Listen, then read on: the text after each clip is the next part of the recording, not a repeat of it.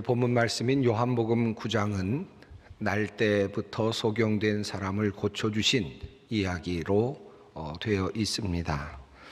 이 사건을 다루고 있는 요한복음 9장은 그런데 독특한 몇 가지 특징이 있습니다. 우선 예수님께서 눈먼 사람을 고치실 때에 땅에 침을 뱉으시고 흙을 짓이기셔서 그것을 개어서 그 환자에게 발라주셨다라고 하는 것입니다.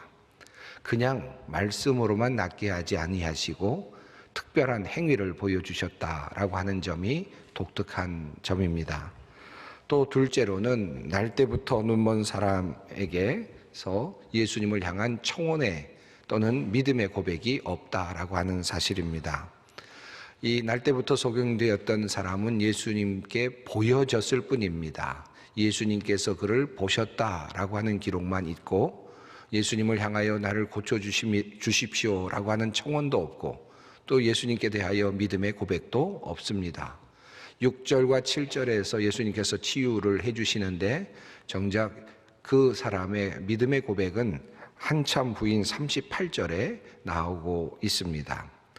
또 다른 매우 중요한 독특한 점이 있다면 예수님의 이 치유 사건이 그냥 치유 사건으로 그렇게 진행되고 있는 것이 아니라 죄의 문제와 연결되어서 시작되었고 또 죄의 문제와 마지막까지 연결되어 있다라고 하는 사실입니다. 눈먼 사람을 보았을 때 제자들이 예수님께 이렇게 묻지요. 이 사람이 맹인으로 난 것이 누구의 죄로 인함이니까? 자기니까? 그의 부모니까? 라고 이렇게 묻습니다. 그리고 이야기 시작은 이렇게 보지 못하는 것이 누구의 죄 때문입니까? 라고 하는 신학적인 질문으로 시작이 됩니다. 그리고 여러 가지 사건을 또 이야기를 거친 후에 오늘 본문은 이러한 예수님의 말씀으로 마무리되고 있습니다. 너희가 맹인이 되었더라면 죄가 없으려니와 본다고 하니 너희 죄가 그대로 있느니라. 요한복음 9장은 꽤 긴 그런 구절로 이어지고 있습니다. 그런데 전체적으로 본다면 본다라고 하는 주제어와 그리고 죄라고 하는 주제어가 하나로 엉켜 있음을 보게 됩니다. 그리고 그 흐름이 요한복음 9장 전체를 그렇게 잠식하고 있다라고 할 수 있겠습니다. 이러한 전제를 가지고 이제 요한복음 9장 본문을 조금 더 깊이 살펴보려고 합니다. 예수께서 길을 가시던 중에 날 때부터 소경된 사람을 보게 되셨습니다. 여기에서 보셨다, 예수님께서 보셨다라는 말이 매우 아주 의미 있게 사용되고 있습니다. 눈먼 사람은 지금 보지 못하였습니다마는 그러나 주님은 눈먼 사람을 보셨습니다. 여기서부터 주님의 역사가 시작이 되고 있습니다. 물론 그 옆에 제자들도 눈먼 사람이 있음을 보았습니다. 그런데 예수님께서 눈먼 사람을 보시는 시각과 제자들이 눈먼 사람을 보는 시각은 달랐습니다. 이제 제자들은 눈먼 사람이 옆에 있는 것을 보고는 예수님께 이렇게 질문을 던집니다. 눈먼 사람으로 태어난 것이 누구의 죄 때문입니까? 자기 자신의 죄 때문입니까? 아니면 부모의 죄 때문입니까? 라고 그렇게 묻습니다. 날 때부터 눈이 멀어 있는 사람을 보면서 제자들은 누구의 죄 때문에 이런 일이 일어났을까를 먼저 자기도 모르게 생각을 했습니다. 지금도 종종 그렇겠습니다만은 당시에 많은 사람들이 가지고 있었던 일반적인 생각이 아니었을까 싶습니다. 하지만 이 질문 속에는 커다란 신학적인 주제가 담겨 있고 그리고 무서운 전제가 사실은 깔려 있습니다. 인간에게 불행이 오는 것은 어디에서 오는 것인가? 인간에게 불행이 올 때 그것은 누군가의 죄 때문일 것이다 라고 하는 신학적인 사고 그리고 전제가 깔려 있는 것입니다. 그런데 우리 주님께서는 이렇게 단호하면서도 분명하게 이 문제를 정리해 주셨습니다. 이 사람이나 그 부모의 죄로 인한 것이 아니라 그에게서 하나님이 하시는 일을 나타내고자 하심이라. 예수님은 한 사람의 불행의 기원을 어떤 사람에게서 찾지 않으셨습니다. 도리어 하나님에게서 찾으셨습니다. 그리고 과거에서 찾은 것이 아니라 미래에서 찾으셨습니다. 누구의 과거 때문에, 누구의 죄 때문에 과거 지향적인 것이 아니라 하나님 때문에 미래지향적인, 그래 미래적인 목적을 가지고 주님께서 지금 계획하고 계시기 때문에 이런 일이 일어났다라고 하는 말씀입니다. 도리어 우리의 현실, 우리의 불행한 현실은 미래를 향하여 열려 있다라고 하는 말씀입니다. 누구의 죄 때문에가 아니라, 과거의 죄 때문에가 아니라, 과거 지향적인 어떤 문제 때문에 나타난 결과가 아니라 무엇을 위하여라는 관점으로 전환할 것을 주님께서 말씀하고 계시는 것입니다. 맹인이 된 것은 어떤 문제, 어떤 죄, 어떤 잘못의 결과로 주어진 결과물이 아니다라는 말씀이고, 이제 그가 맹인이 된 현실은, 날 때부터 맹인이 되어서 지금까지 있는 이 현실, 이 자리는 이제 하나님께서 무엇을 하실지를 보여주는 출발점이다라는 말씀입니다. 이것이 재료이고 이제 하나님께서 무엇인가를 하실 것이고 그것을 우리에게 보여주고자 하시는 뜻이 있다라는 말씀입니다. 맹인이라고 하는 불행은 미래를 위한 재료이며 현재의 상황이며 또 문제입니다. 그리고 이 문제를 이제 하나님께서 무엇인가를 통해 일하실 것이다 라는 주님의 말씀입니다. 하나님과 함께 미래를 바라보라 라는 주님의 말씀입니다. 오늘 불행한 사람은 하나님과 함께 미래를 바라볼 수 있어야 하겠습니다. 우리가 오늘 불행을 경험할 때 우리는 자꾸 미래를 향하기보다는 과거를 향하죠. 그리고 무엇인가 그 책임을 찾으려고 합니다. 그리고 죄의식을 계속해서 느끼게 되죠. 그런데 주님께서는 과거로 돌아가지 말 것을 말씀하십니다. 누구 때문에 일어난 불행, 나 때문에 일어난 불행으로 오늘 본다면 희망이 없습니다. 하지만 하나님과 함께 미래를 본다면 오늘의 불행은 도리어 희망이 됩니다. 그리고 이제 더 이상 내려갈 것이 없는 출발점이 됩니다. 놀라운 역사를 기대할 수 있는 그런 출발점이 되는 것입니다. 눈먼 자를 고치신 예수님의 이야기는 이렇게 해서 귀중한 가르침과 더불어서 치유 사건으로 끝이 나는 듯 보였습니다마는 또다시 갑자기 새로운 이야기가 덧붙여지면서 새로운 양상으로 신학적인 주제로 전환이 됩니다. 그것은 바로 나면서부터 보지 못하던 맹인이 보게 된 후에 일어난 그 사람들의 반응이었습니다. 바리새인들의 반응이었습니다. 사람들은 이는 앉아서 구걸하던 자가 아니냐라고 그렇게 말하며 놀랍니다. 재미있는 것은 그들의 반응이 이렇게 이어진다는 것입니다. 어떤 사람은 그 사람이라 하며 어떤 사람은 아니라 그와 비슷하다 하거늘 자기 말은 내가 그러하니 그들이 묻되 그러면 네 눈이 어떻게 떠졌느냐라고 묻는 장면이 나옵니다. 사람들이 어떤 사람을 보았습니다. 나면서부터 소경되었던 사람을 본 것이죠. 그리고는 그 본 후에 그들은 서로 엇갈리는 반응을 내놓습니다. 그 사람이 바로 이 사람이다, 바로 눈먼 사람이다 라고 말하는 사람이 있고, 어떤 사람은 아니다, 다른 사람이다 라고 말하고 있는 것입니다. 그때서야 눈을 뜬 사람이 바로 내가 그 사람이다 라고 말한 후에 사람들은 어떻게 해서 네가 눈을 뜨게 됐느냐 이렇게 이야기를 하는 장면이 이어지는 것이죠. 재미있습니다. 왜냐하면 우리들이 보고 있는 눈, 사람들이 보고 있는 눈이 그렇게 참으로 불완전하다라는 것입니다. 어떤 사람은 그 사람으로 보고 있으면 어떤 사람은 그 사람으로 보고 있지 않습니다. 그만큼 한계에 있는 인간의 눈이고 인간의 시력입니다. 자, 어떻게 하면 그 사람이 눈이 떠졌는지 이제 궁금해하던 차이입니다. 자신이 눈뜬 사람이라고 말하는데도 사람들은 그 사람의 말을 믿지 않으려 하고 그 사람인지 아닌지 혼란스러워하고 있습니다. 그래서 그 사람은 말합니다. 예수라는 그 사람이 진흙을 이겨 내 눈에 바르고 나더러 실로암에 가서 씻으라 하기에 가서 씻었더니 보게 되었노라. 분명하게 이렇게 이야기하자 그들은 이제 그를 데리고 바리새인들에게 데리고 갑니다. 13절 이후에 나오는 내용입니다. 또다시 바리새파 사람들은 어떻게 그가 눈을 뜨게 되었는지 묻습니다. 그래서 눈을 뜨게 된 사람은 다시 자세하게 그 이야기를 하죠. 그리고 그러자 나타나는 바리새파 사람들의 반응은 참으로 놀랍습니다.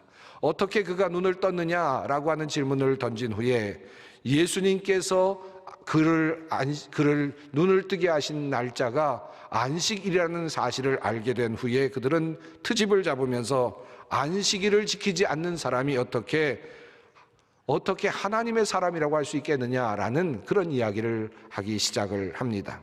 그리고 그것은 죄를 짓는 것이기 때문에 죄가 있는 사람이 어떻게 그런 일을 할 수 있겠느냐라고 하는 결론에 도달을 하고 있습니다.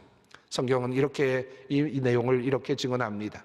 바리새인 중에 어떤 사람은 말하되 이 사람이 안식일을 지키지 아니하니 하나님께로부터 온 자가 아니라 하며, 어떤 사람은 말하되 죄인으로서 어떻게 이러한 표적을 행하겠느냐 하여 그들 중에 분쟁이 있었더니, 서로들 어떻게 안식일에 예수님께서 그런 일을 할 수 있느냐, 안식일에 무슨 일을 하였다면 그는 죄인이다 라고 하는 이야기를 하고 있습니다.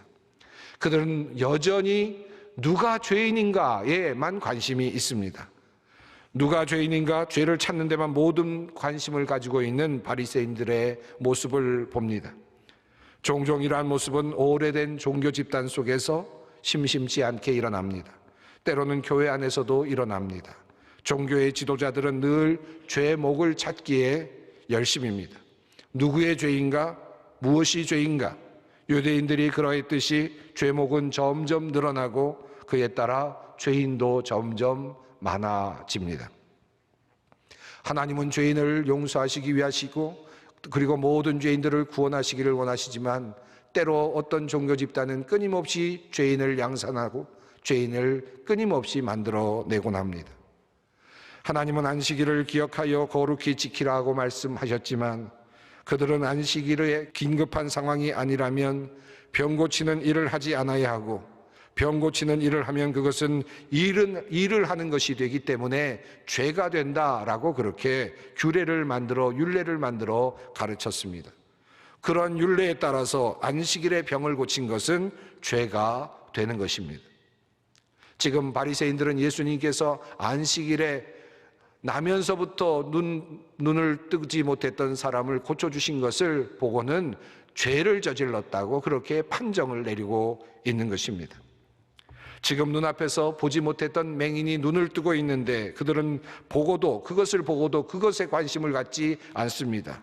사건이 일어났는데 그 사건을 주시하지 못하고 있습니다.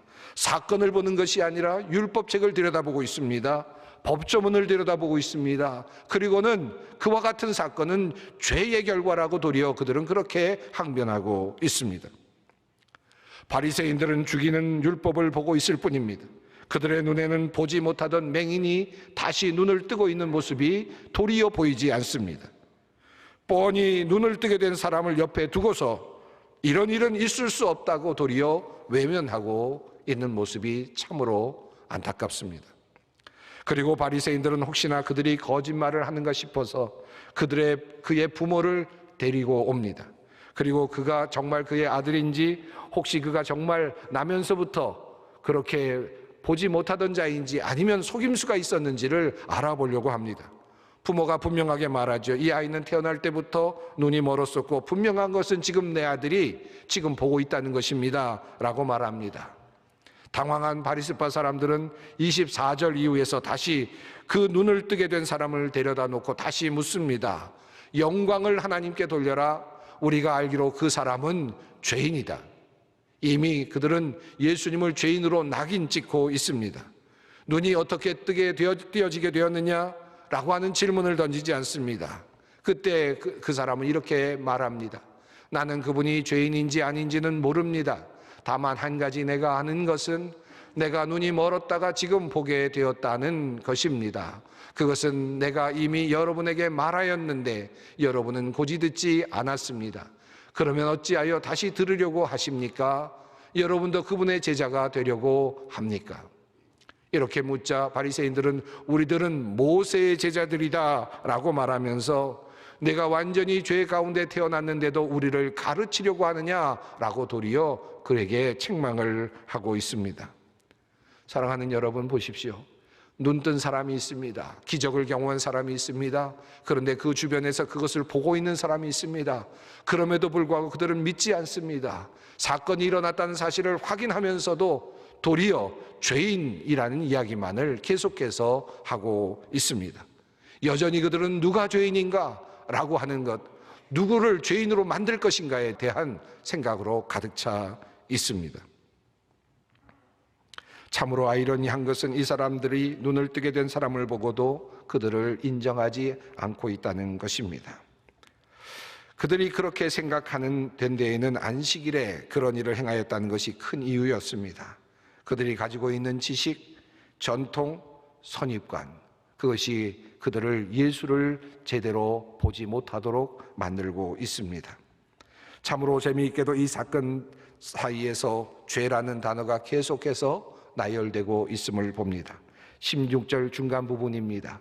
죄인으로서 어떻게 이러한 표적을 행하겠느냐라고 하는 말이 나오죠. 24절에도 같습니다. 우리는 이 사람이 죄인인 줄 아노라 라는 말이 나옵니다. 또한 자신을 낫게 해준 예수님을 변호하는 소경에게 바리새인들은 이렇게 말합니다. 네가 온전히 죄 가운데 나서 우리를 가르치느냐. 처음에는 나면서부터 소경된 자를 바라보면서 제자들이 이것이 누구의 죄 때문입니까? 라고 시작이 되죠. 그런데 예수님께서 눈먼 자를 고쳐주신 다음에 바리새인들은 예수님께서 안식일에 그런 일을 하였으니 죄인이다. 예수는 죄인이다 라고 말합니다. 여전히 그들은 또 나면서부터 보지 못했던 사람은 이미 너는 죄인이었다 라고 죄인이다 라는 말로 계속해서 이야기를 하고 있습니다. 바리새인들과 유대인들은 그들의 눈으로 끊임없이 죄만을 찾고 있습니다. 예수님께도 죄를 찾고 있고 그리고 눈먼 사람에게서도 죄를 찾고 있습니다. 정죄하는 태도, 남의 잘못을 찾는 태도, 죄를 고발하는 태도로 그들은 그들의 인생의 시간들을 채워가고 있었습니다.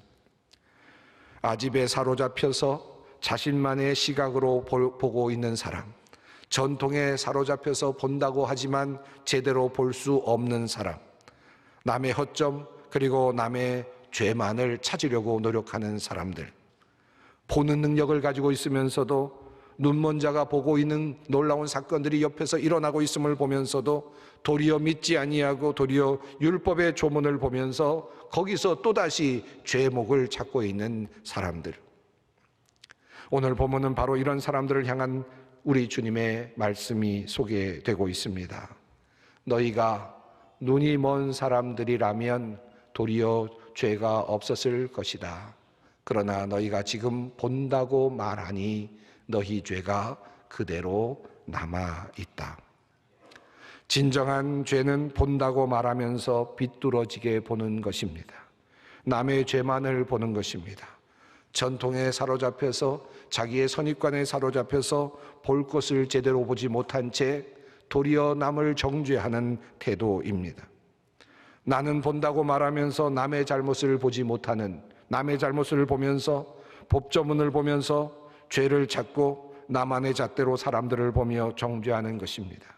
만약에 그것이라면 그것이 바로 죄가 된다라고 하는 주님의 말씀입니다. 사랑하는 성도 여러분, 우리는 정말 보고 있습니까? 제대로 보고 있습니까? 우리는 바르게 보고 있습니까? 남의 죄만을 바라보면서 내 속에 있는 죄를 바라보지 못한다면 이미 우리는 잘못 보고 있는 것이고 착시 속에 있는 것입니다. 우리 주님은 그것을 말씀하고 있는 것입니다. 도리어 본다라고 말하는 사람들에게서 나타날 수 있는 또 다른 편견과 아집을 주님께서는 지금 꼬집고 계시는 것입니다. 자, 그렇다면 진정 본다는 것은 무엇입니까? 우리는 눈을 뜨게 된 소경의 모습에서 진정 보는 것이 무엇인지 그 의미를 발견할 수 있습니다. 예수님께서 왜 날 때부터 보지 못하던 사람에게 진흙을 발라주셨을까요? 침을 뱉으시고 그리고 진흙을 바르시고 그리고는 그에게 실로암 못에 가서 씻으라 라고 말씀하셨을까요? 예수님께서는 지금 퍼포먼스를 하고 계시는 것입니다. 충분히 말씀으로도 하실 수 있었습니다. 그런데 주님께서는 지금 시연을 보여주고 계십니다. 보여주고 계셨습니다. 지금 사람들은, 제자들은 그것을 봅니다. 예수님께서 무엇인가를 하고 계시는 모습을 봅니다. 치유의 사건을 봅니다. 그리고 그가 실로암 못에 가서 씻고 있는 모습도 봅니다. 그 모습을 보면서 주님께서 원하시는 것은 무엇일까요? 내가 너에게 보여준다. 이것을 통해서 너희가 믿어라. 내가 치유하고 있다는 사실을 믿어라. 내가 지금 이 병자를 치유했다는 사실을 너희가 보고 믿어라 라고 하는 주님의 배려였습니다. 보게 하시는 주님입니다. 다시 맹인을 만나시는 장면으로 돌아가 봅니다. 제자들은 누구의 죄인가를 묻지요. 그런데 주님은 그에게 하나님이 하시는 일을 나타내고자 하심이라 라고 말씀하십니다. 우리가 보는 이유가 무엇이겠습니까? 모든 생물들이 보는 능력이 있고 기능이 있으니까 고등생물인 우리들도 보는 능력이 있는 것은 당연하다. 그 정도로 말씀하시겠습니까? 우리가 볼 수 있도록 하신 하나님은 도대체 무슨 이유로 우리로 하여금 보게 하셨습니까? 사람들을 보면서 못생긴 사람, 또 잘난 사람 구별할 수 있도록 보는 시력을 주셨을까요? 주식 차트를 잘 보면서 분석하라고 우리에게 보이는 눈을 주셨을까요? 좋은 땅을 고를 수 있는 안목으로 우리에게 눈을 주셨을까요? 법조문을 읽으며 누가 죄인인지 찾아내라고 그래서 우리에게 시력을 주셨겠습니까? 하나님께서 우리에게 눈을 주신 이유는, 하나님께서 우리를 보게 하시는 이유는 하나님께서 하고 계시는 일, 하나님께서 하시는 일, 하나님께서 하신 일을 보고 믿게 하려는 것입니다. 대자연 속에서, 삶의 모습 속에서 하나님의 전능하심과 위대하심이 드러나 있습니다. 깨달으며 그리고 인간의 나약한 현실을 보며 주님께로 나아가기를 원하시는 하나님의 뜻입니다. 그러므로 주님께서 말씀하십니다. 내가 심판하러 이 세상에 왔으니 보지 못하는 자들은 보게 하고 보는 자들은 맹인이 되게 하려 함이라. 우리가 보아야 할 것은 과거가 아니라 미래이고 누구의 죄가 아니라 멋진 하나님의 역사하심입니다. 오늘도 온 세상 만물은 하나님의 놀라운 솜씨를 자랑하고 있습니다. 하나님께서 창조하신 우주의 만물들은 이미 하나님의 솜씨를 드러내고 있습니다. 하나님의 살아계심을 증언하고 있습니다. 하나님을 믿어라. 주님은 우리에게 눈을 뜨고 보게 해 주십니다. 예수 그리스도를 이 땅으로 보내신 주님께서는 빛을 보게 하셨고 하나님의 구원을 이루시고 그 사실을 성경에 써 내려가셨습니다. 그리고 우리에게 그 말씀을 성경으로 전해 주셨습니다. 그 말씀을 읽고 주님을 믿으라고 그렇게 우리에게 말씀하고 계십니다. 우리에게 주신 그 눈으로 자연을 보고 말씀을 보며 하나님을 보며 하나님께서 일하시는 모습을 볼 수 있어야 하겠습니다. 그리고 보고 믿음으로 나아갈 수 있어야 하겠습니다. 우리에게 눈을 주시고 보게 하신 이유는 하나님을 믿게 하시기 위함입니다. 이 지혜가 오늘 우리 모두에게 함께하기를 바랍니다.